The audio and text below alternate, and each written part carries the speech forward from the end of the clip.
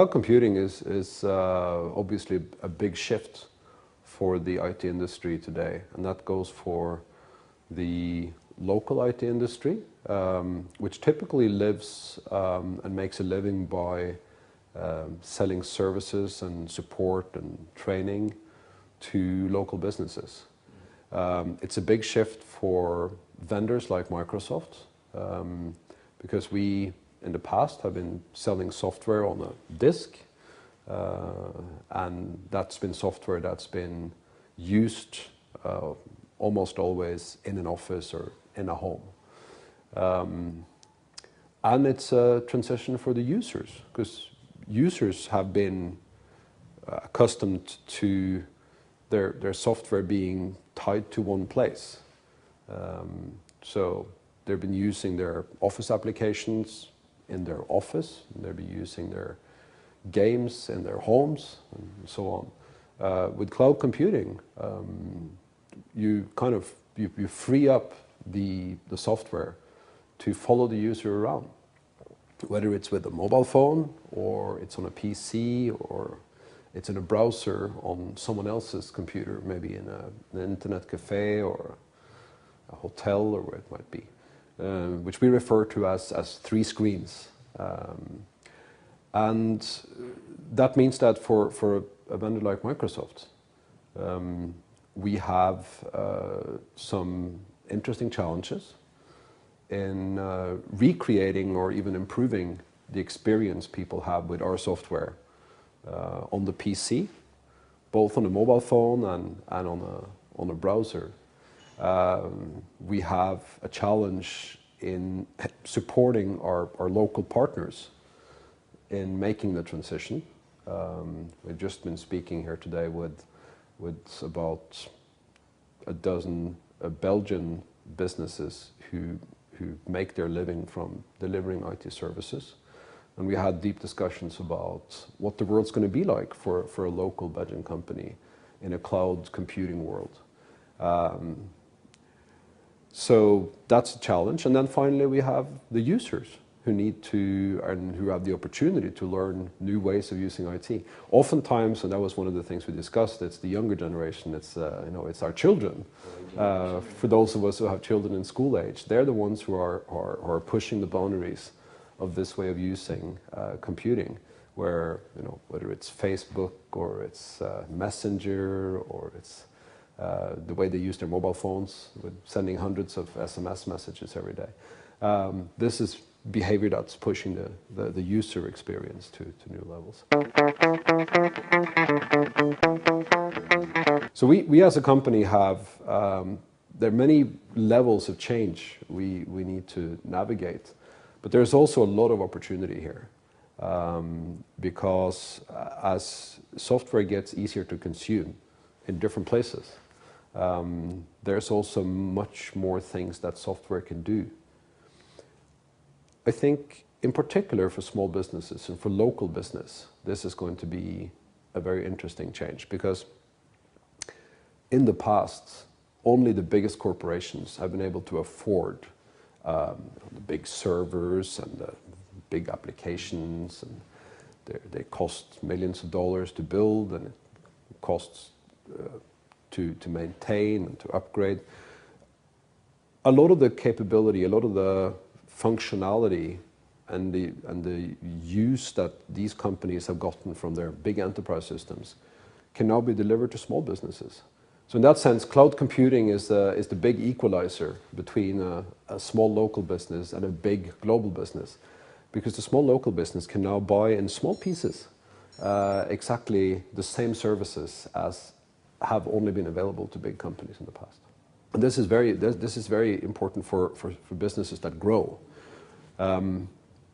When small businesses have gone through rapid growth in the past, they've come to these stages where all of a sudden they need to make a big investment in more infrastructure. So let's say your particular ceramics that you're making in some village in Wallonia, all of a sudden have huge popularity in France or United States, and you need to expand your web server. That's been a period of risk for a small business, because all of a sudden you have to make a big cash outlay, you have to take a bank loan, and your revenues aren't growing like this, they're growing like this. And all of a sudden your costs go like this. So you create this period of risk where you're essentially you have to mortgage your house, and you have to take up debt to make it happen. With cloud services, you can variabilize that investment. You can buy it as you grow. So if one day you will serve 1,000 customers, the next day you will serve 5,000 customers, it doesn't create this continuous investment. You can pay for it as you grow. So very important equalizer for small businesses and startup businesses. If you think about businesses that serve a local business to business community, I think they can have a particular role here in bringing technology, globally leading technology, to make it available on the local level. In that sense, it really benefits the whole wider community.